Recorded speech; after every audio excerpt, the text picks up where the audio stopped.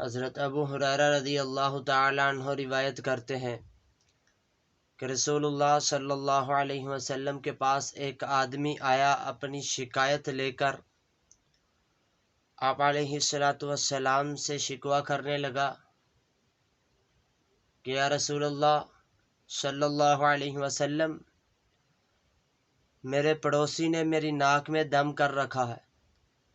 تو رسول اللہ صلی اللہ علیہ وسلم نے اس شخص کو حکم دیا کہ جاؤ اپنے گھر کا سامان باہر نکال دو اور ساتھ بیٹھ جاؤ۔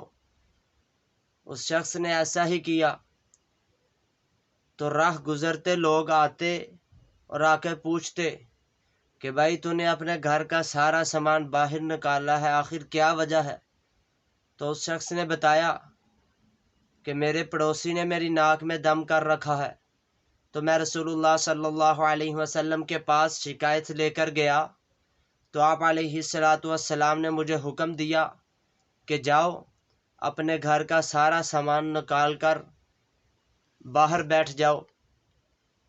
تو میں نے ایسا ہی کیا تو لوگ کہنے لگے اللہ کی اس پر لعنت ہو، اللہ اس شخص کو رسوا کرے، اس پڑوسی کو رسوا کرے۔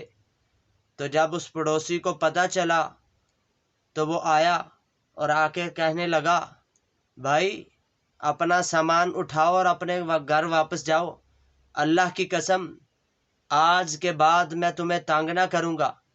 اور ایک دوسری روایت میں آتا ہے رسول اللہ صلی اللہ علیہ وسلم نے فرمایا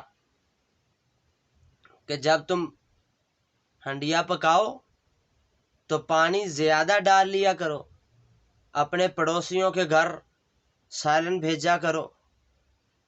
اللہ تعالیٰ سے دعا ہے کہ اللہ تعالیٰ ہمیں اپنے پڑوسیوں کے ساتھ اچھا سلوک کرنے کی توفیق عطا فرمائے۔